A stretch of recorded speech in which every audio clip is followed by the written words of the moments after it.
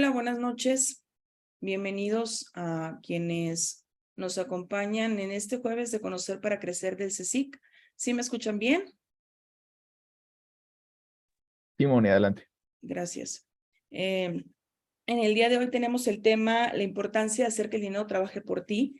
Pero antes de presentarles a quien será nuestra ponente el día de hoy, les comento que este webinar está siendo grabado para posteriormente subirlo a nuestro canal de YouTube.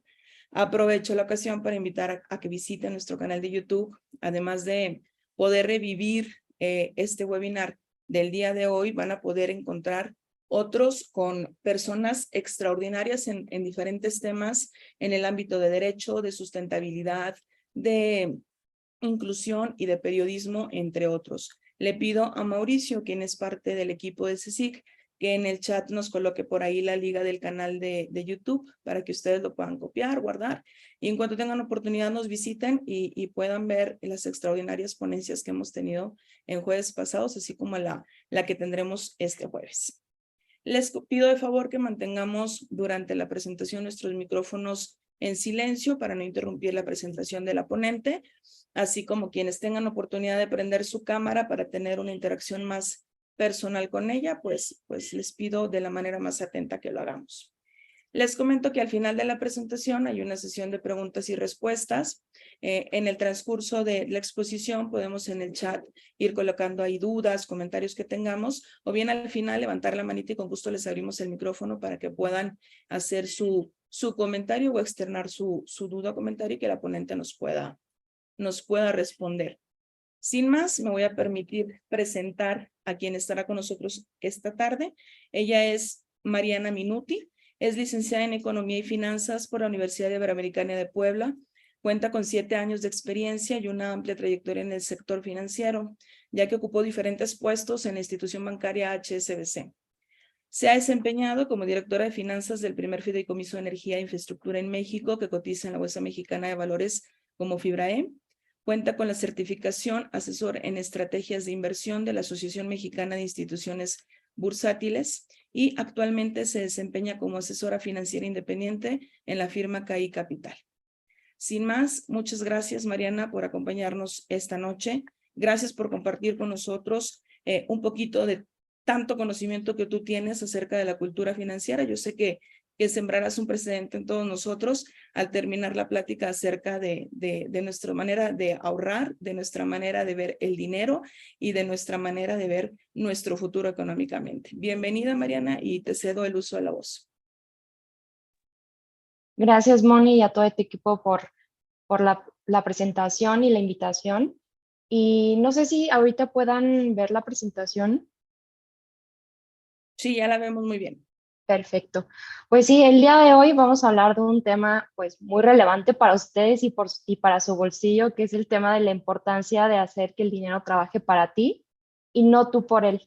Cuando escuchaba esta frase al inicio, que lo leía en el libro de Robert Kiyosaki, pues yo decía, ¿no? Hace muchos años, ¿cómo hacer, ¿no? Que el dinero trabaje para mí, si no me alcanza, ¿no? Lo primero que me ponía de excusas, si necesito ganar más, si apenas algo con lo que gano, ¿no? Entonces me ponía muchas excusas y pues no me cuadraba esta frase como tal, ¿no? Inclusive, pues hemos escuchado al familiar, al amigo, al tío, que esto de poner el dinero a trabajar, es decir, de invertir el dinero, pues es cosa muy difícil, ¿no? O inclusive es algo riesgoso o que invertir es de largo plazo, ¿no? Que conlleva como pues mucho trabajo, conocimiento, ¿no? Que necesita ser especialista. Entonces, todas estas mitos o ideas o frases que hemos escuchado, pues realmente no nos tenemos que preocupar, ya que no somos los únicos, porque tan solo en México, de acuerdo a una encuesta nacional, solo el 2% de los mexicanos destina una parte de sus ingresos a cuentas de inversión. Entonces, si se fijan, pues es una cifra muy baja y si lo comparamos con Estados Unidos, que es nuestro país vecino, ahí al menos el 60% de la población invierte, ¿no? Y pues mucho de esto se debe pues a un desconocimiento, a una falta de información como tal. Hoy en día ya vemos que hay una cultura financiera ya propagada más por las redes sociales, ¿no? pero muchas veces vemos esa información o lo llegamos a escuchar, pero no sabemos interpretarla o mucho menos no sabemos por dónde empezar, ¿no? Entonces, el día de hoy, pues, esa va a ser mi tarea el día de hoy, que salgan con muchas razones y sobre todo que entendamos la importancia del por qué invertir y de por qué poner a trabajar nuestro dinero, ya que hoy en día están sucediendo cuestiones económicas pues muy relevantes, ¿no? Y que realmente nos deben de importar porque eso nos afecta a nosotros en nuestro día a día y en nuestro consumo. Y no me fui mucho a la historia porque si no nos íbamos a dormir aquí, pero comencé con el 2020, que es un parteaguas que creo que aquí todos no lo vamos a olvidar, que es el inicio de esta pandemia donde nos cambió pues realmente la vida y la forma de ver todas las cuestiones, ¿no? Inició esta pandemia donde empezamos a ver mucha incertidumbre, tanto en los mercados financieros, en la economía, no sabíamos qué iba a suceder, ¿no? Sucedió que se cerraron fronteras, inclusive Asia, que muchos de los productos que nosotros consumimos pues provienen de China, ¿no? Y en esa época pues cerraron la economía, no dejaban entrar ni salir, entonces pues muchos de los productos que importábamos pues se detuvieron o inclusive se volvieron escasos. Entonces, cuando un producto se hace escaso, pues se encarece, ¿no? Entonces la demanda seguía y no había forma de cómo pues solventar esa demanda. Entonces fue una cadena que pues fue dando como consecuencias muchísimos factores que hoy en día nos fueron impactando, ¿no? Y una de ellas fue la inflación, ¿no? Ante esta serie de ciclos económicos, pues vimos que ya la inflación estaba tocando niveles pues nunca antes vistos y sobre todo en un periodo tan corto. Entonces ahí ahorita lo vamos a hablar más adelante de cómo el Banco Central o los bancos centrales a nivel mundial pues entraron para poder frenar esta inflación.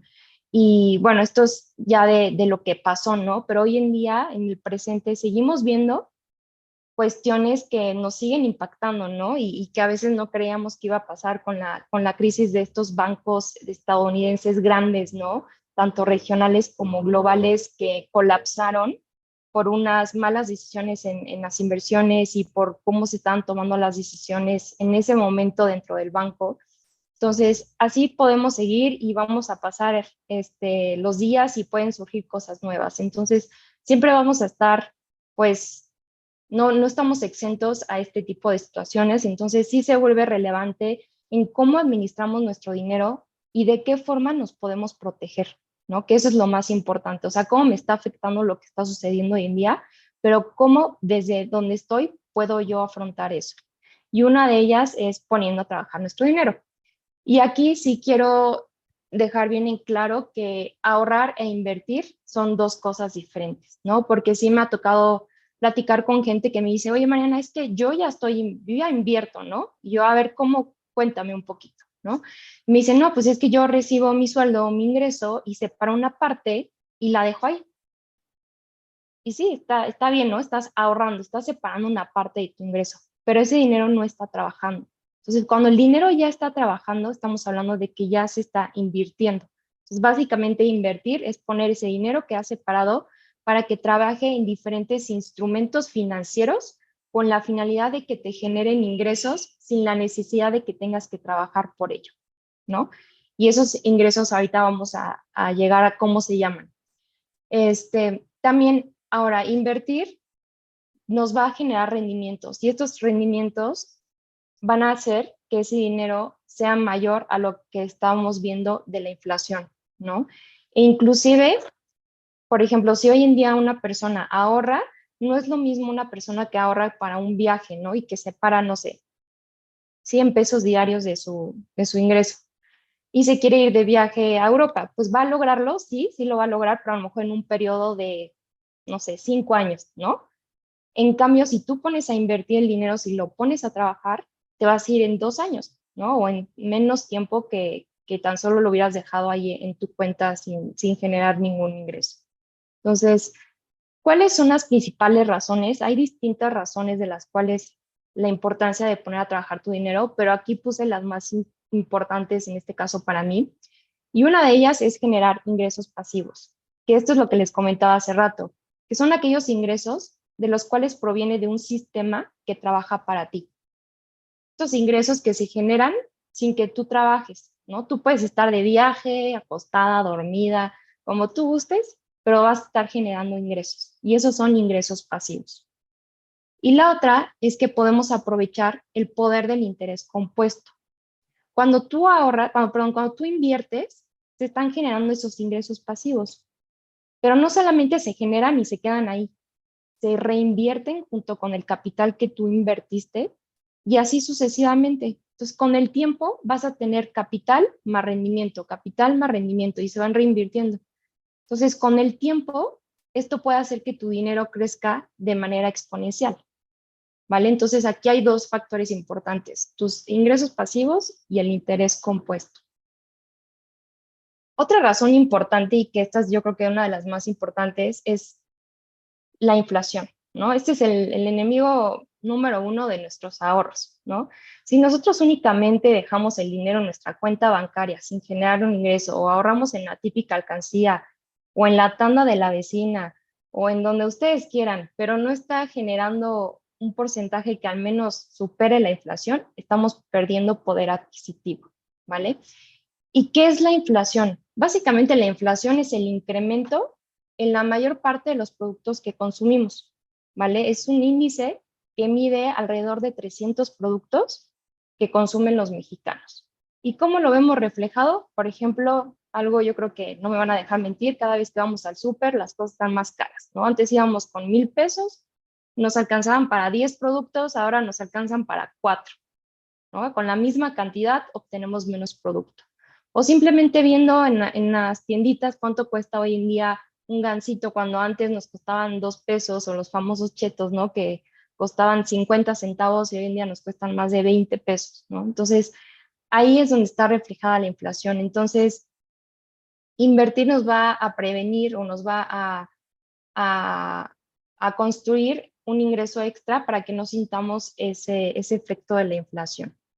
Y aquí es un poco de esta gráfica me gusta mucho porque muestra cómo la inflación en un periodo de 2 años ha crecido considerablemente, ¿no? O sea, el promedio de la inflación en México es alrededor del 4%.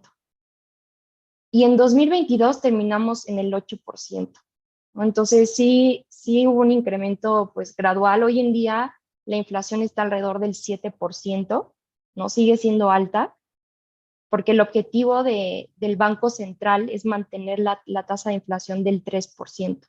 Se sigue incrementando, la expectativa es que siga así este año, ¿no? Esperamos que ya para el próximo año ya empiece a bajar un poco, pero eso va a depender de distintos factores económicos. ¿Y qué sucede? ¿No? Les comentaba que el Banco Central, su tarea primordial, bueno, dentro de todas las tareas que tiene el Banco Central, es controlar la inflación, ¿no? Y controlarla a niveles del 3%, más o menos, ¿vale? Entonces, ¿qué ha hecho ahorita los bancos centrales a nivel global? Sabemos que hay una inflación alta. Entonces, ellos lo que hacen es controlar el consumo, porque no pueden controlar la oferta. O sea, no pueden ellos salir y decirle a tal empresa, oye, produce más, o oye, tú, produce menos. No, no pueden hacer eso. Entonces, ¿cómo lo hacen o de qué forma pueden controlar la inflación? Lo hacen a través de la política monetaria. Entonces, a través de estas políticas monetarias, ellos van decidiendo cuándo subir las tasas de interés. ¿Por qué? Al subir las tasas de interés por parte del Banco Central, ellos hacen que la gente, en vez de salir a consumir, ahorre, ¿no? Entonces, si ellos salen al público y le dicen, oye, Mauricio, te doy el 11% por invertir. ¿Qué prefieres? ¿Gastar o ahorrar? Cuando las tasas hace 2 años te estaban pagando el 2% o el 3%. Mauricio supongo que me diría, oye, no, pues prefiero ahorrar, ¿no? O prefiero invertir. Al 11% y sin riesgo, pues prefiero. Entonces, esa es una de las políticas que ha hecho el Banco Central de incrementar cada vez más la tasa de interés para contener el consumo. Y hoy en día estamos viendo tasas arriba del 11%, que son tasas muy atractivas y que los hemos visto, no sé si hoy en día conozcan los CETES, que son certificados de la tesorería y que están ofreciendo esa tasa, ¿no? Entonces, Aquí entra la pregunta, ¿gasto o invierto? ¿No? Otra de las razones importantes es diversificar tus ingresos. No estamos exentos a cualquier eventualidad, ¿no? El día de mañana podemos perder nuestro empleo o a nuestra empresa le puede ir mal, nos pueden salir gastos sorpresa, ¿no? Y sobre todo porque nunca es bueno depender de una única fuente de ingresos. Entonces, el invertir pues realmente me da esa segunda fuente de ingresos que me puede salvar ante una eventualidad y pues realmente me va a contribuir a mantener esa estabilidad financiera.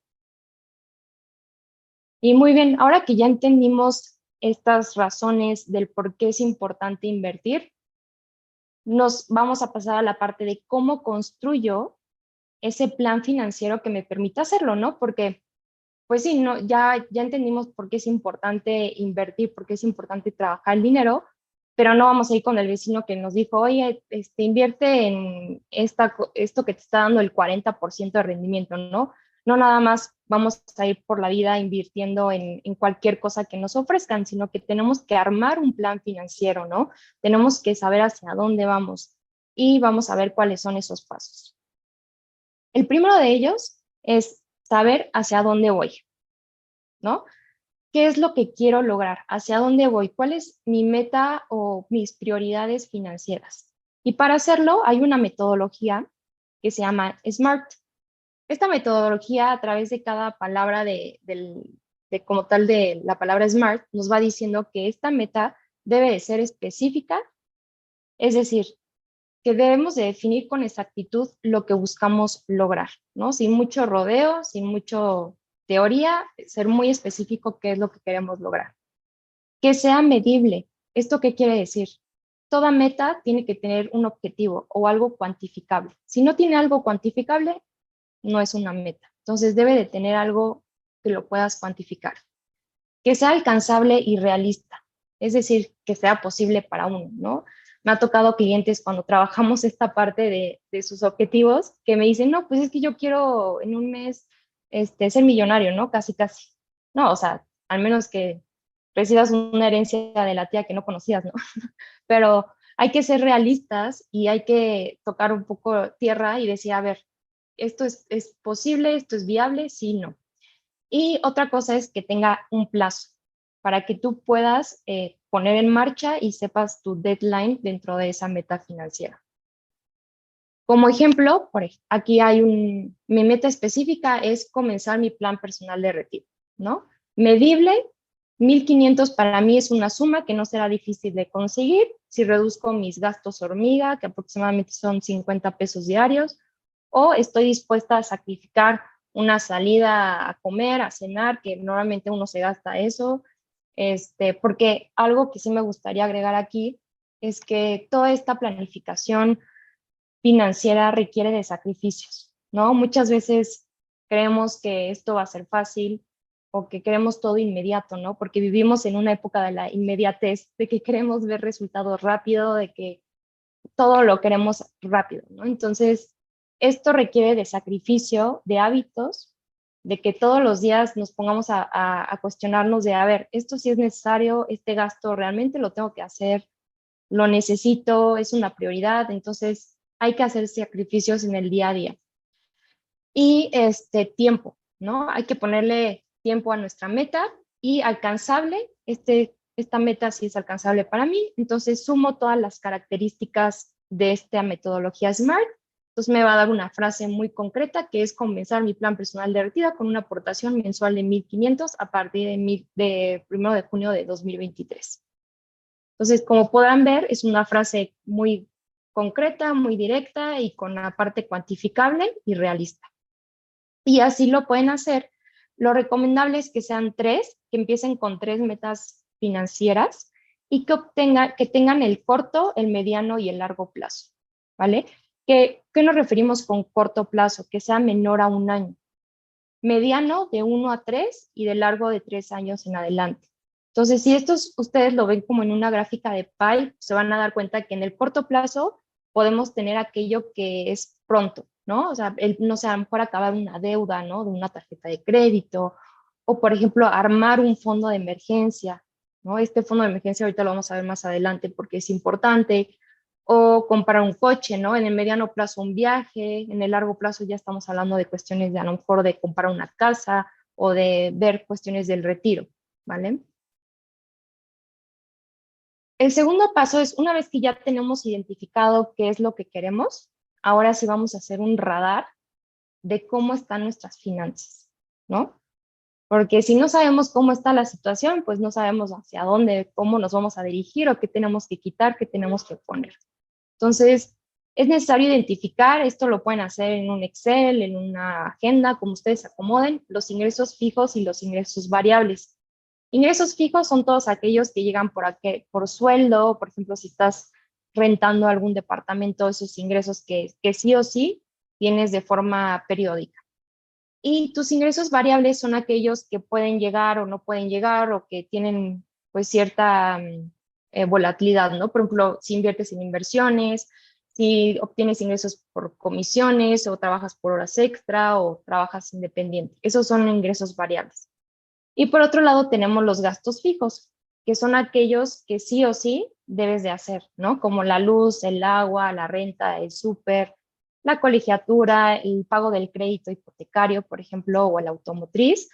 Y aquí ya agregué Netflix, ¿no? Que son estos streamings que ya forman parte de uno, entonces ya es un gasto fijo.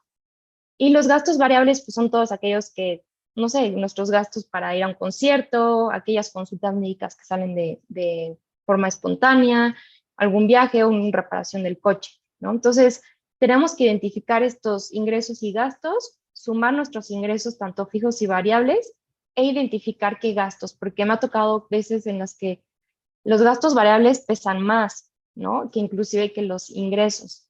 Entonces, hacer este ejercicio les va a ayudar mucho a saber en qué están gastando, en dónde están los focos rojos, o decir, oye, ¿sabes qué? Estoy gastando mucho en cosas irrelevantes, creo que sí lo puedo reducir y que no me va a costar nada reducirlo para poder destinarlo a mi meta financiera, ¿vale? Entonces, esto sí es muy importante. Y como paso 3, ya que tenemos bien detectado nuestros ingresos y gastos, ahora sí vamos a ponerle orden y control a nuestras finanzas a través de una elaboración de presupuesto, ¿vale? Básicamente, el presupuesto quiere decir orden y control dentro de nuestras finanzas. Es ponerle un límite a nuestros gastos para que nosotros podamos planear bien cada distribución del ingreso y sobre todo llegar más rápido a nuestras metas financieras, ¿vale? ¿Cómo se construye? ¿No? Porque cuando uno presupuesta, tiene que destinar un porcentaje a cada rubro. El ideal, y esta es una metodología que ha sido probada y que es de las más prácticas y viables, es que destines el 50% de tu ingreso a los gastos fijos, el 20% al ahorro y a la inversión y el disfrute el 30%, porque si bien, pues sí venimos a trabajar y todo, pero no nada más venimos a, a ahorrar y a no gastar, ¿verdad? Porque también tenemos que disfrutar de nuestros ingresos. Entonces tenemos esta regla de 50, 20 y 30. Pero cuando estemos haciendo esta distribución, lo primerito que debemos de hacer, antes de distribuir ese 50% de gastos fijos y ese 30% de gastos de disfrute, debemos de determinar nuestro 20%, entre el 10 y el 20%, ¿no? Si a lo mejor eres alguien que ahorita tiene muy pesada la parte de las deudas, ¿no? Que eso puede pasar, pues a lo mejor no vas a poder destinar un 20%, a lo mejor destinas el 10% y a lo mejor otro 10% a una estrategia de pago de deudas que tienes actualmente, porque si no lo que va a suceder es que el día de mañana saques de tu inversión para pagar tu tarjeta, tus deudas. Entonces sí es muy importante primero tener esta parte de unas finanzas sanas antes de involucrarte con con inversiones tanto de corto, mediano, largo plazo, porque si no vas a estar sacando de ese fondo que no es la finalidad. Entonces, primero, pagarte a ti, ¿no? Antes de efectuar cualquier gasto, debes destinar mínimo entre el 10 y el 20% de tu ahorro. Y a esto me refiero a que inmediatamente cuando llegue tu ingreso, destinar ese 10% a tu ahorro y después a los gastos fijos. Y ustedes me dirán, oye, pero no, o sea, primero tengo que pagar mi renta, ¿no? O sea, primero tengo que pagar. Sí, es difícil, pero realmente sí se puede. ¿no? Y comenzando con el porcentaje que tú quieras, ¿no? Aquí esto es una metodología del 10 y 20, pero cada quien se ajusta al porcentaje que ustedes quieran. Pero esto va a ser un hábito que el día de mañana va a seguir creciendo y si empezaron con el 5%, van a acabar con el 10, el 15, ¿vale? Y esto es así como se ve un presupuesto. Si gustan, este lo tengo en Excel y quien me pueden mandar un correo y con todo gusto se los mando. Aquí van a estar establecido cada presupuesto de cada gasto, de cada rubro y lo gastado, para que tengan una mayor radiografía del presupuesto. Y este presupuesto se hace de forma mensual o de forma quincenal, de acuerdo a cómo ustedes se acomoden, ¿no? Hay personas que lo hacen de forma semanal también, pero en mi caso, pues yo trato de hacerlo mensual. Y ahora sí, ¿no? Ya tenemos estructurado hacia dónde vamos, cómo lo vamos a hacer, ya tenemos identificado bien cómo estamos en nuestras finanzas y ahora sí, ¿no? Viene en dónde voy a trabajar, en dónde voy a poner mi dinero a trabajar. Y hay de dos. Cuando tú vas a invertir, puedes invertir en activos de renta fija y de renta variable, en esos dos. ¿Qué es renta fija? Renta fija, como su nombre lo dice, es cuando tú vas a recibir algo fijo, ¿no? A cambio de que tú prestes tu dinero, te van a otorgar una tasa de interés, ¿vale? Aquí como ejemplos tenemos los CETES, que supongo que eso lo han escuchado más, que es estos certificados de tesorería que emite el gobierno federal. Nosotros le prestamos dinero al gobierno para que el gobierno pueda salir e invertir en proyectos de gasto público, ¿no? Para carreteras, para infraestructura, para todo lo que se les ocurra dentro del gasto público, pero se lo prestamos al gobierno y a cambio de eso nos da una tasa, ¿no? Nos dice, a ver, si tú inviertes a 30 días o 28 días, que es el plazo, te voy a dar el 11-15, ¿no? Sin riesgo, porque como tal el riesgo ahí es el país, ¿no? Aquí estamos hablando de un riesgo país. Y otro tipo de deuda fija, hablamos del papel bancario. Por ejemplo, ustedes van al banco y normalmente lo que les ofrecen son pagarés, ¿no? Invertir a plazos fijos. Eso es que ustedes le están prestando dinero al banco y ese dinero lo ocupa para prestarlo a través de créditos, de tarjetas, etcétera, ¿no? Lo mueve el banco. Y otra es la deuda que emiten las empresas, ¿no? Las empresas también salen a buscar dinero para crecer, ¿no? Porque pues, ellos con su propio capital no podrían crecer tanto, entonces salen a buscar este dinero. Entonces, hay tres tipos de deuda de renta fija: papel gubernamental, bancario y corporativo. Este tipo de activos son los más seguros, ¿no? Normalmente cuando tú escoges este tipo de activos es para objetivos de corto plazo, para temas de preservación de capital, que no te gusta arriesgarte mucho, ¿no? Y el tema de renta variable, estoy segura que aquí muchos han consumido o han pedido por Amazon, por ejemplo, o han comprado un iPhone, o han reservado a través de Booking, o han utilizado plataformas como Microsoft, como Teams, ¿no? Han sido consumidores de esas marcas, pero también se puede ser socio de esas marcas. ¿Y cómo puedes ser socio de esas marcas? A través de invertir en la renta variable. Tú también puedes ser socio de esas grandes empresas que hoy en día tú consumes y puedes recibir ingresos, porque muchas de estas empresas reparten ganancias de forma periódica por estar invirtiendo en esas empresas. Y son empresas grandes, ¿no? Que sabemos que es muy difícil que lleguen a quebrar. ¿Cuál es el riesgo en estos instrumentos de renta variable? Pues es cómo le vaya a la empresa, ¿no? Ese es el riesgo. Y realmente no hay una certeza de cómo le vaya a ir, ¿vale? Pero sí tienen mucho más potencial en el largo plazo de generar mayor rendimiento. Cuando hablamos de renta fija, los ingresos son constantes, ¿sí? Ahorita, por ejemplo, con las tasas que están arriba del 11%, están pagando tasas muy atractivas para hacer el corto plazo, ¿no? Porque antes la renta variable te pagaba el 12-14% y siendo instrumentos de renta variable, ¿no? Pero hoy en renta fija estamos viendo tasas muy atractivas. Entonces, si lo vemos como un termómetro, pues básicamente sería así, ¿no? Menor riesgo, los CETES, pagaré bancario, bonos corporativos, Y de ahí mayor riesgo, pues nos vamos ya a las empresas que les mencioné o invertir directamente, por ejemplo, en oro o en petróleo o en estas commodities que así le llaman, ¿no? O como tal en una acción indirecta. Entonces, cuando nosotros vamos a invertir, necesitamos definir para qué quiero invertir, que esto ya lo habremos trabajado con el método SMART que anteriormente lo vimos. Y sobre todo tienen que definir cuál es su perfil de inversionista, ¿no?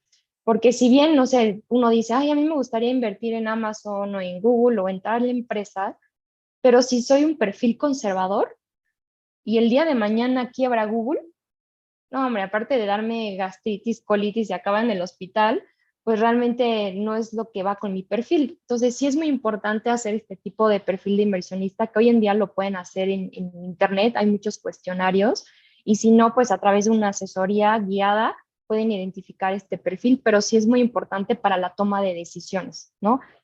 ¿Para qué sí tengo estómago y para qué no tengo estómago?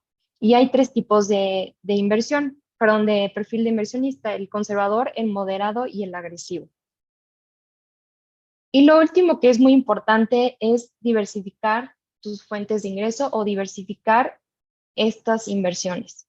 Siempre le digo a las personas que asesoro que siempre hay que diversificar, no hay que depender de una sola cosa y siempre hay que armar portafolios que tengan muy buena diversificación, tanto de renta fija como de renta variable, y que podamos invertir en este tipo de instrumentos que son como canastitas, donde puedes invertir en 100, en 200 empresas, que si el día de mañana quiebra una, no me va a afectar.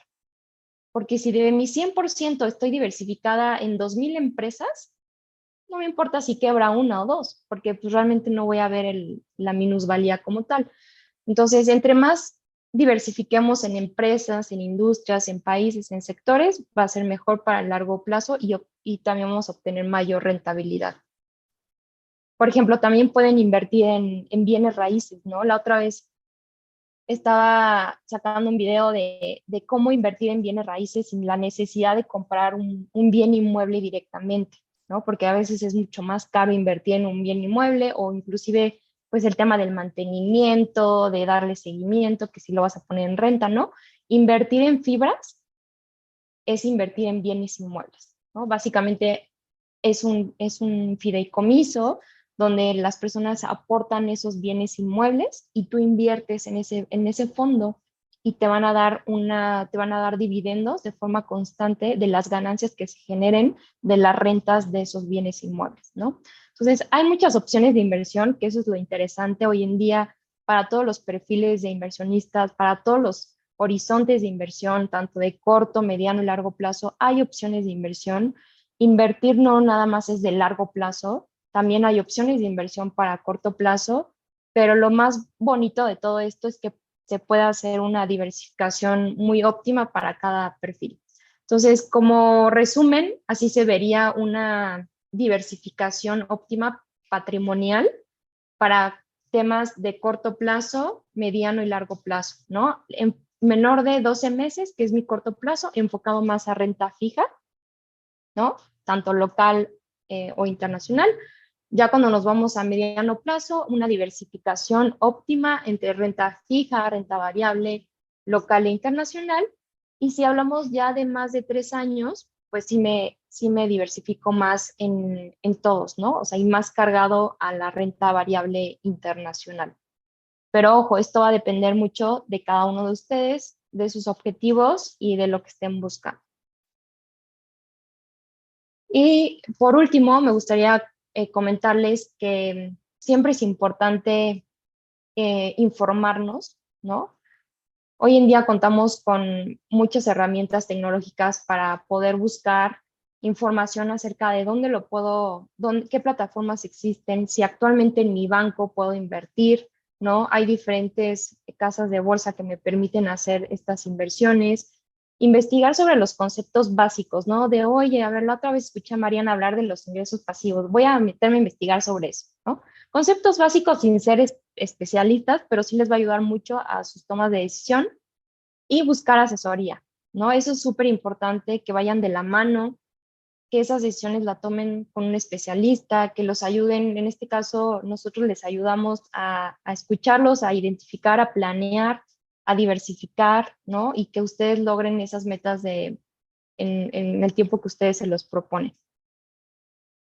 Y ya, bueno, por último, me gustaría comentarles que todo se empieza con la educación financiera, ¿no? Ese es como nuestro inicio de nuestra carrera, donde a través de ese caminito vamos a crear diferentes planes financieros que nos van a ayudar a llegar a lo que tanto buscamos, que es esa libertad financiera. Entonces, los invito a que pues construyan esa cultura financiera dentro de su familia, dentro de sus finanzas y que lo puedan llevar a cabo. Muchas gracias. No sé si tengan alguna pregunta. Aquí les dejo mis datos de contacto. Perfecto, muchas gracias. Muy interesante el tema que compartes con nosotros. Me quedo con la reflexión de no hay que dejar el ahorro para el final, sino que sea nuestro primer paso, porque por lo general siempre somos de los que decimos, lo que me sobra a lo mejor lo ahorro y lo meto y dices, no, mejor me lo voy a gastar en esto porque ya después veo qué hago, ¿no? Entonces ponerlo como prioridad yo creo que nos va a asegurar un buen presente, pero sobre todo un buen futuro. Vamos a leer, por aquí tenemos algunos comentarios y preguntas en el chat, Mariana. Dice, viene Daniela Canales, que agradece al equipo. Hola Mariana, me gustaría saber qué diferencia hay de estas inversiones que platicaste con lo que hacen las aseguradoras, porque muchas veces te quieren dar una asesoría financiera, pero en realidad te quieren vender un seguro MedLife. Sí. ¿Cómo Miren, el tema, conveniente? sí. Miren, el tema de los seguros siempre lo veo como algo patrimonial, ¿no? Al final son una aseguradora que te aseguran tu patrimonio, te aseguran algo, ¿no? Entonces, ellos lo que te van a ofrecer siempre es un plan de protección, ¿no? Y ellos, sus inversiones normalmente las generan o tienen a un administrador dentro de sus portafolios de inversión. En el caso de Seguros Monterrey, no puedo asegurarlo, pero nada más tienen el tema de invertir en la bolsa mexicana. Entonces, a lo mejor no tienen tanta diversificación, por ejemplo, en productos y al final ellos te están garantizando algo, ¿no? O sea, no es como tal que tú, de hecho, en el monto que tú pagas, no sé, si tú quieres ahorrar 1,500 para tu retiro, ¿no? En este caso, de 1,000 pesos se van a la aseguradora, ¿no? Porque te están dando un seguro y 500 pesos para tu retiro. Entonces, realmente estás pagando más un seguro que tu ahorro para el retiro, ¿no? Entonces, yo de ahí te recomendaría mejor buscar opciones. Por ejemplo, hay otras opciones como Allianz que también te permiten invertir y que ese monto se vaya 100% a tu ahorro para el retiro y solamente te cobran nada más un monto inicial y ya, pero todo lo demás se va 100% a tu retiro, ¿no? Entonces, sí, es lo que les decía, hay que investigar, pero sí, o sea, la mayor parte de las aseguradoras te lo manejan así. Pagas más un seguro que las inversiones como tal. Muy bien, gracias Mariana. Tenemos otra pregunta, dice, de Teresa Rodríguez. Muchas gracias. ¿Cómo puedo comenzar a invertir en CETES o en inversiones seguras sin saber nada del tema? ¿O tengo que acercarme siempre con un asesor financiero o de inversiones? Miren, no necesitan ser expertos. De hecho, lo recomendable es que sí se acerquen en este caso, un asesor financiero para que los guíen y sobre todo identifiquen si los CETES son para ustedes o si se van adecuado a su perfil. Pero como bien lo comenta Tere, CETES es un instrumento sin riesgo y lo pueden hacer directamente en una plataforma que se llama CETES en directo, que básicamente es la plataforma que emite el gobierno federal y lo pueden hacer ahí de forma rápida y de hecho ahí viene la guía para hacerlo, ¿no? Muy bien, perfecto. Pues ya no hay más preguntas. Como quiera, Mariana nos comparte aquí sus datos.